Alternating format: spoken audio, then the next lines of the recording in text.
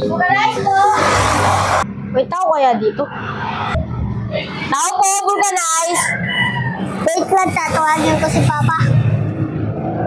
Pa, nagpapa-vulcanize. Saan? Oh, sandali. Doon. Okay, sandali.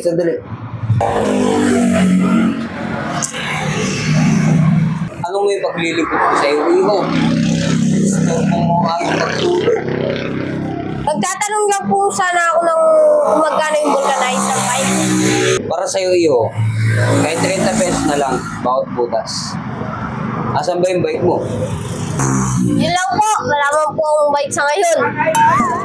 Plano pa lang po ng papa kung bilhin ako eh. Ano? Sige po, balik na lang po ako pag may bike ako.